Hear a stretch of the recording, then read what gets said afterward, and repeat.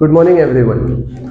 आज हम अपने क्लास में हम लोग सिनोलिज्म्स का टॉपिक देखेंगे और सिनोलिज्म्स एक ऐसा टॉपिक है जो यूपीएससी के एग्जामिनेशंस में भी यहाँ से 2 से 3 क्वेश्चंस रहते हैं। इसके अलावा एसएससी, रेलवे, बैंकिंग या सीजीपीएससी जितने भी जहाँ भी सीसैट्स जो सेकंड पेपर है राज्य लोक सेवा आयोग में, वहाँ भी इससे 1 या 2 क्वेश्चंस रहते ही है। और रेलवे में तो 1 या 2 क्वेश्चन 100% रहता है, बस उनका स्टैंडर्ड थोड़ा लो होता है सिविल सर्विस के मामले में। तो आज इसको हम लोग बहुत ही बेसिक से मैं स्टार्ट करूंगा ताकि आप सभी को समझ में आ जाए। सिनोनिज्म,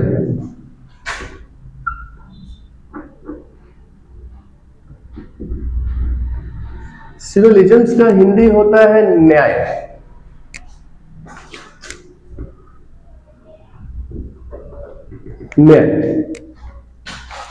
और इसके कुछ बेसिक स्ट्रक्चर है जो इसको हम समझने की कोशिश करते हैं।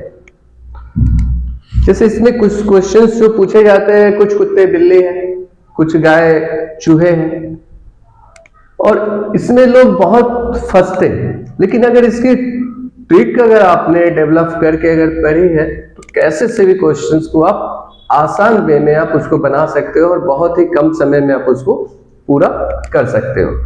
तो कुछ इसकी बेसिक जानकारी है जो आप लोगों के लिए उपयोगी होगी। ए ई ए आई ए ओ ए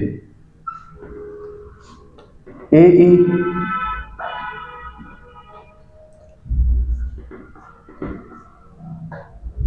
ए आई ई आई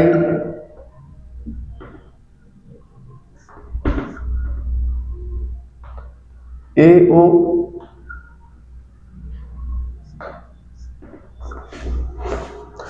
अब जैसे जो मैंने लिखा हुआ अभी तो आपको कुछ समझ में ही नहीं आ रहा होगा, जो इससे पहले भी आप लोग कहीं ना कहीं किसी भी यूट्यूब चैनल या किसी ना किसी टीचर से आप लोग पढ़े ही होंगे। तो सपोज दैट एक उदाहरण के स्वरूप में आपको समझाना चाहता हूं।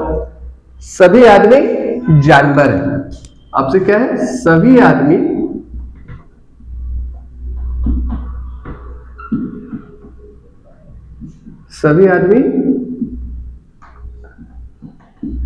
जानवर है और सभी जानवर बंदर है। दूसरा स्टेटमेंट क्या है? सभी जानवर बंदर है। अब यहां इसमें जो क्वेश्चंस आएंगे सभी से कुछ नहीं, कोई नहीं, तो इसको हम लोग डिनोट कैसे करते हैं, उसको पहचानते हैं हम लोग कैसे? तो जहां भी आप देखिए जैसे सभी आदमी जानवर है तो आपका मेन स्टेटमेंट हो गया, यानी मुख्य कहते हैं मेन स्टेटमेंट है आपका। और जो दूसरा है सभी जानवर बंदर है, मतलब इसके सहायक कथन हो गए जो इसको सपोर्टिव हेल्प कर रहे हैं, सहायक कथन।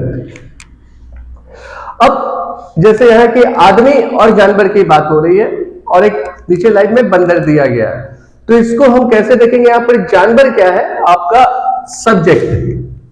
जानवर जो है आपका सब्जेक्ट और बंदर प्रेडिकेट हो गया आपका यहां पर ही, प्रेडिकेट। अब सवाल है यहां सभी का, तो सभी को हम लोग कैसे करेंगे? तो सभी टर्मिनोलॉजी या फिर इसको इंग्लिश में बोले ऑल मैन्स आर एनिमल्स। तो जहां भी आपका ऑल या सभी दिया हुआ है तो उसको आप ए से डिनोट करेंगे। तो हम इसको हम कर सकते हैं, हम ए लिख सकते हैं। अब यहां पर देखिए ए का कॉम्बिनेशन मतलब ए का पेयर, मतलब इसका कंक्लूजन होगा। जहां जो पेयर बना हुआ है आपका 8 पेयर है, 8 पेयर का कंक्लूजन होगा। और 8 पेयर में अगर 8 पेयर के अलावा नहीं आपको दिख रहा पेयर में, छोड़ दीजिए, नो कंक्लूजन, सिंपल सी है। आप इसको अगर पहचान गए तो एक बहुत इजी तरीके से आप बना लोगे। तो यहां पर ही मैंने कहा सभी आदमी जानवर है और सभी जानवर बंदर है। तो यह जानवर जो है मुख्य पद था, तो इसके जो हो गए इसके यूनिवर्सल अफर्मेटिव भी बनेंगे। अब इसको देखते हैं, universal affirmative.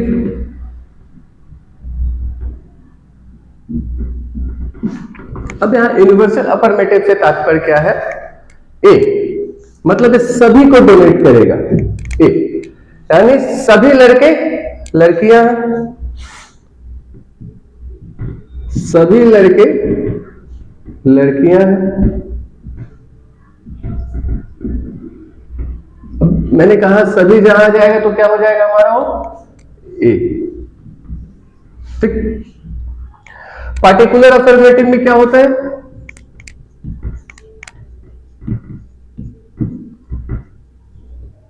Particular affirmative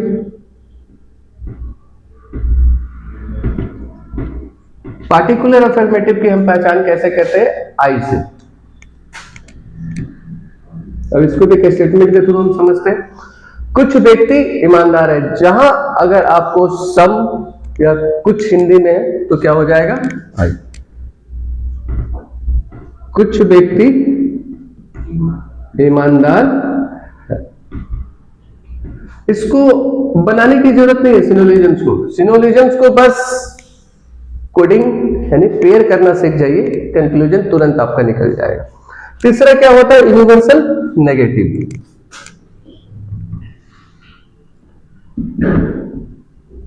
universal negative,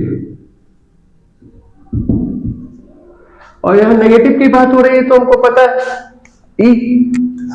universal negative जो होगा वो हम लोग उसको ई से डिनोट करते हैं। जैसे कोई व्यक्ति ईमानदार नहीं है, जब ऐसे स्टेटमेंट आपको मिले कोई व्यक्ति ईमानदार नहीं है, जहां लग गया कोई व्यक्ति नहीं, कोई नहीं यानी ई, और कोई भी नहीं वहां ओ हो जाएगा। ओ सबसे नेगेटिव सिंबल हमें बताता है। ठीक, तो यहां तक में कोई डाउट है? ठीक है, तो इसके आगे हम बढ़ते हैं। मिटा दो उसको, पॉज कर दीजिए या बंद कर दिए, दूसरा शॉट में ले लेंगे।